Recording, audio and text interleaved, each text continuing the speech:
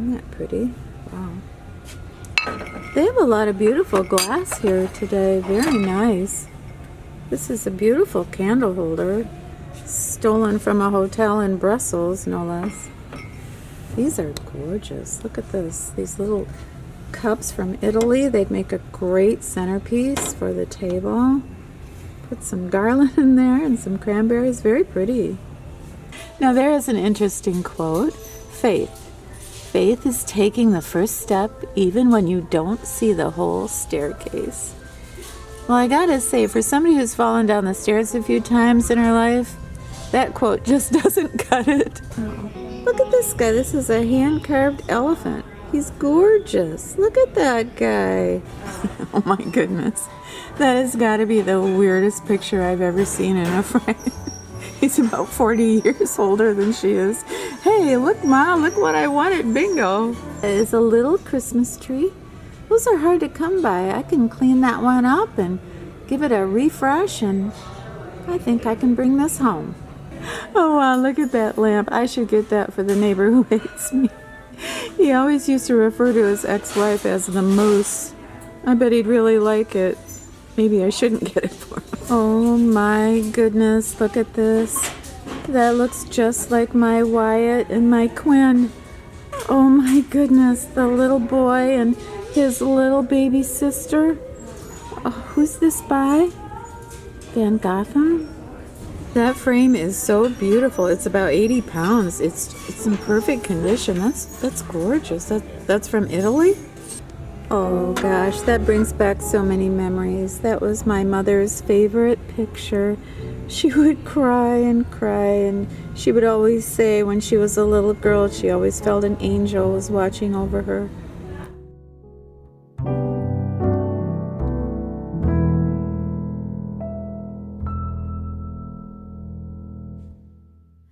The first Noel, the angels did say, was to certain poor shepherds in fields as they lay, in fields where they lay, keeping their sheep on a cold winter's night that was so deep. Noel, Noel, Noel, Noel, born is the King of Israel. Hey everybody, thank you so much for coming back and seeing me and Desi today. And I hope you had a good week, and I hope you're enjoying this Christmas holiday season. And I know, it's emotional, and there's so much to do, and there's never enough time, but we're going to get through this together. I went to 5 thrift stores this week, and my mission was to find vintage decorations for my apartment. I especially wanted decorations in my bedroom. I didn't do that last year, and this year I wanted to do something a little special for my bedroom. That's where I need to be relaxed the most. Now, I know I'm not married and I don't have a boyfriend, and nobody's gonna see my bedroom except me and you all. But I don't care. That is my sanctuary, and that is where I need to recharge for the next day. And I wanted it to be really happy this year, but I didn't want it to be too much. You know what I'm saying? I didn't want flashing lights and garland and a talking Santa. Oh, I don't know, a talking Santa. I want to show you what I got, why I got it, and where I put it. You know how we do here, and we're going to have a great time. And at the end of the video also, I need your help with something, and I know you're going to come through for me.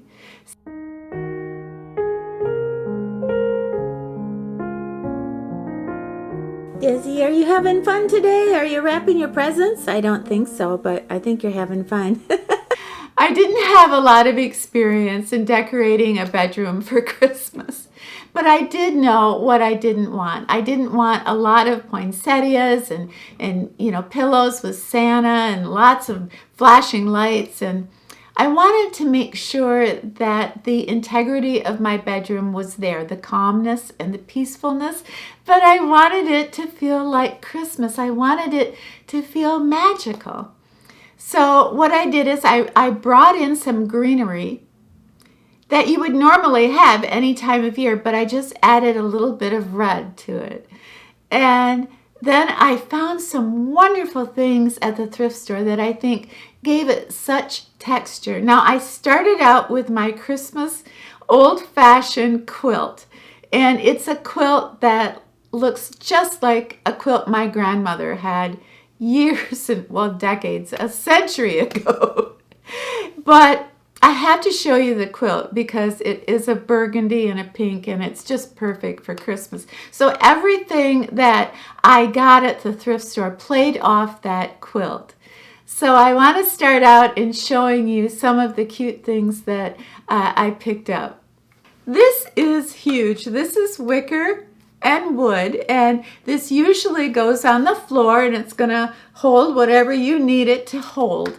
But I thought this would be so dramatic on my end table, just very simplistic, but it sort of made a statement on the table. So anything else that I brought in, it would give it a sense of oneness and dignity, if that makes any sense. Perhaps when I show it to you, it'll make more sense. But I love this. I grabbed this. I got this for such a good price. I believe it was $5. For my bedroom, I wanted to find a picture frame that was very unique and colorful, but not too much, and very artistic. When I saw this, I about died. I believe this is Italian. I will research it, but I thought it was just beautiful. I loved it, and I grabbed it, and I want to show you what it looks like in my bedroom. I was kind of going for this theme of something very tall and dramatic next to something very small and simple. Don't ask me why, but this was what I was envisioning. And I came across, this is like a great big tall Christmas tree or hat or anything you might want to make this shape, and it's just artistically done with all kinds of glitter. I see these at Home Goods for like $79, so I was so happy to grab this, and I just think it adds so much to the bedroom.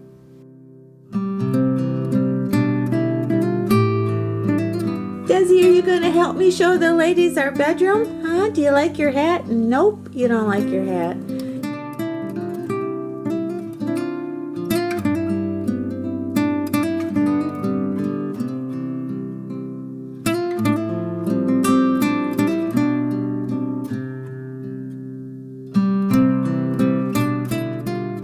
Perfect condition. That's gorgeous. That's from Italy?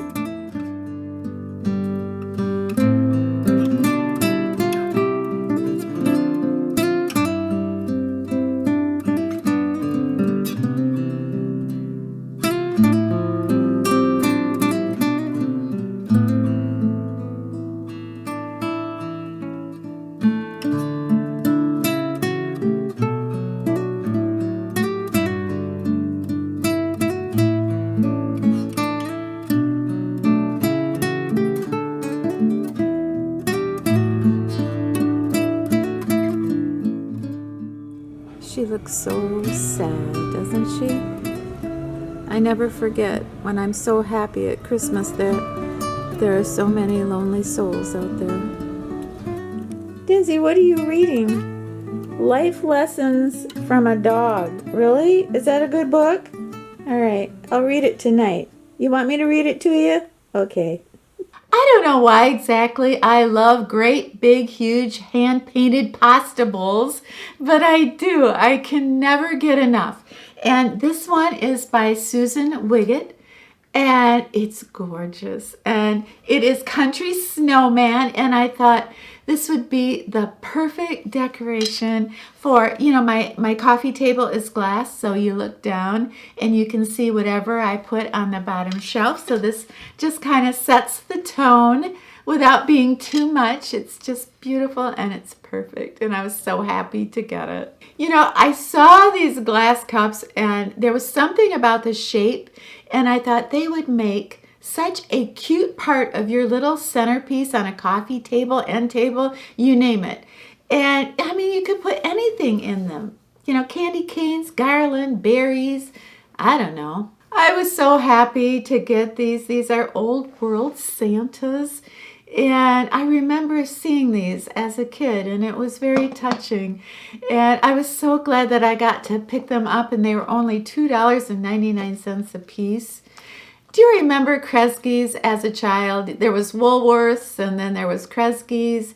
They were dime stores. And I remember after my grandfather died, my mom and I were so sad. And I remember we were shopping, and she bought these little Christmas decorations. It was the 60s. It was 1965.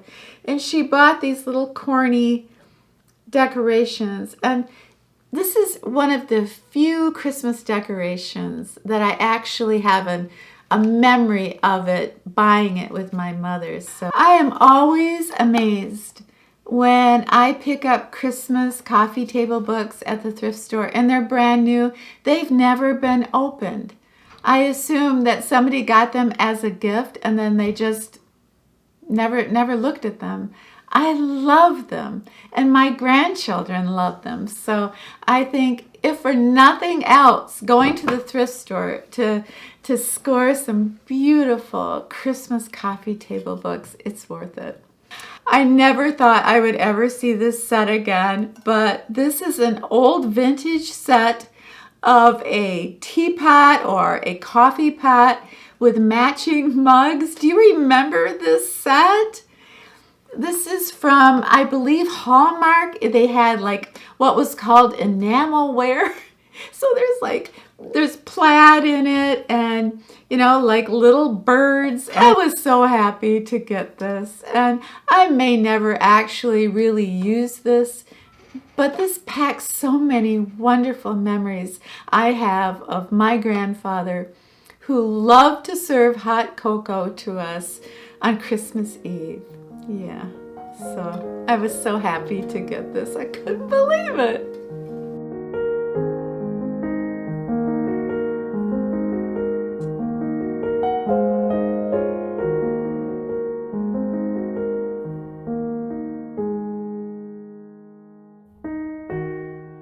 I think I can bring this home.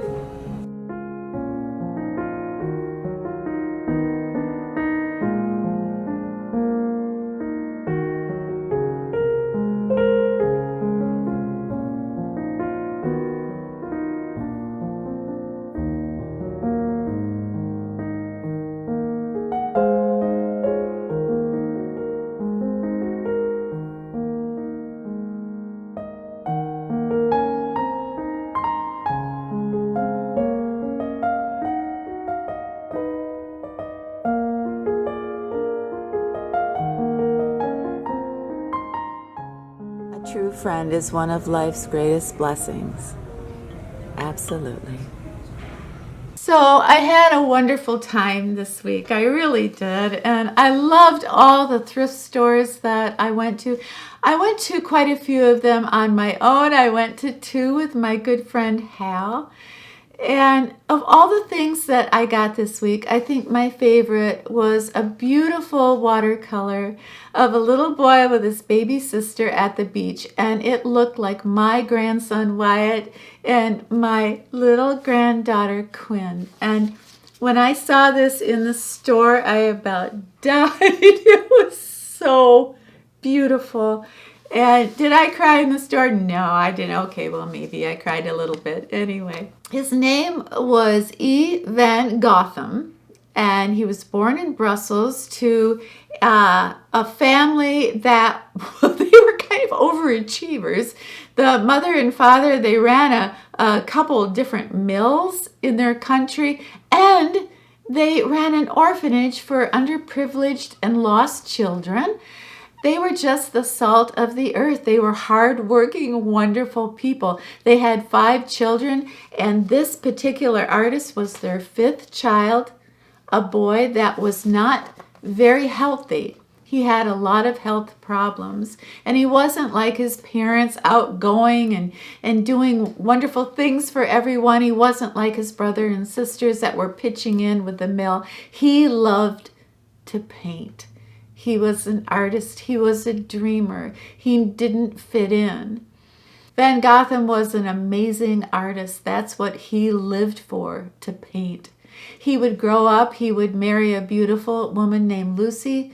They had 4 children, 3 girls and 1 boy. But he never held a job. It was left to Lucy to run the house, to raise the children, and to scrape together any money they could to survive. And Lucy's family helped out a lot. Van Gogh was eccentric. He took 2 walks a day at the same time every day.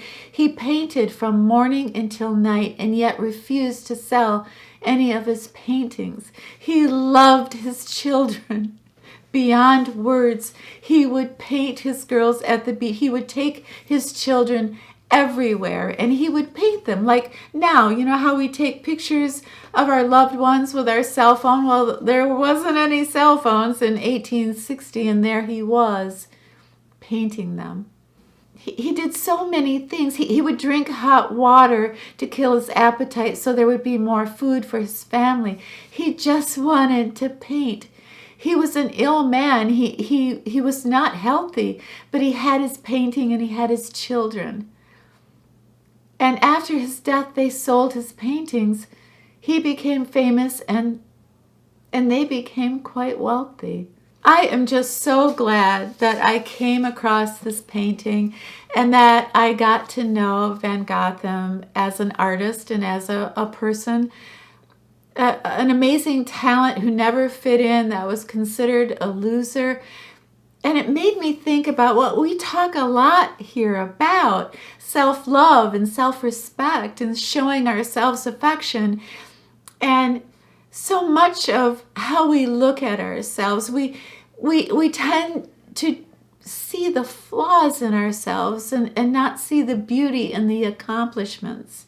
If I were to ask you right now, what is the most wonderful thing you've ever done in your life? What would you say to me? And how long would it take you to answer me? A minute? An hour? A day?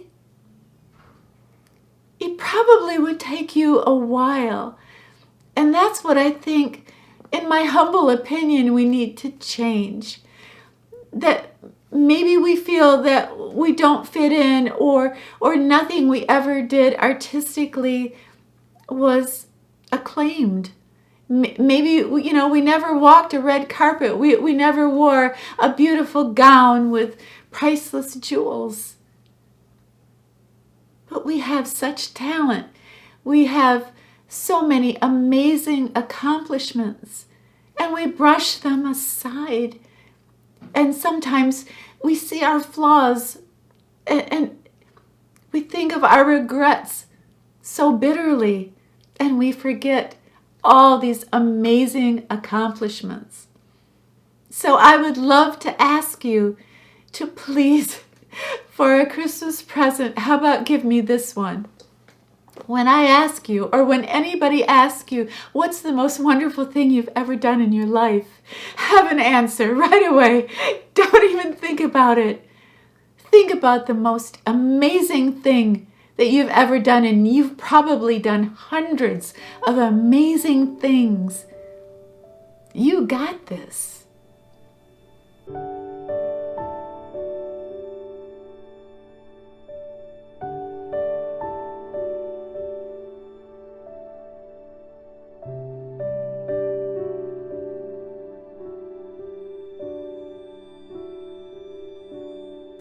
I never thought it possible, but it's amazing how this one beautiful painting has made me appreciate that I really have had a wonderful life.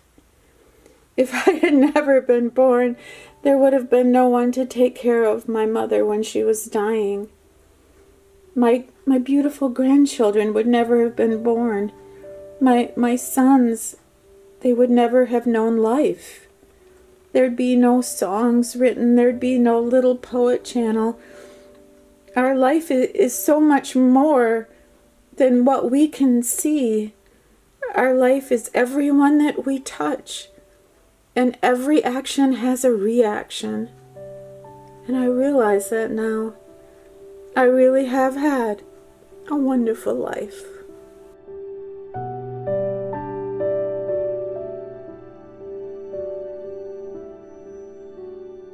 If Des has to wear a silly hat, then I have to wear a silly hat too.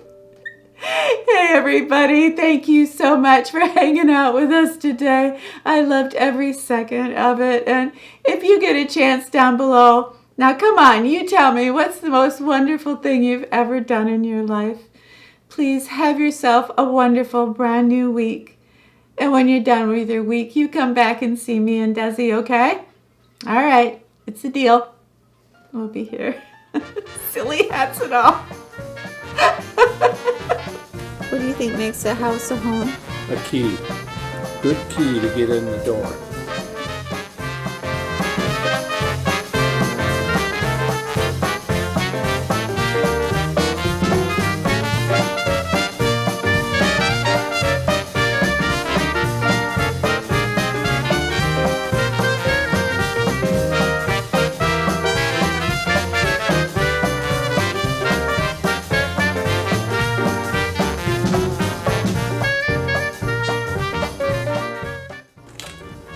Desi, you are a very noisy eater.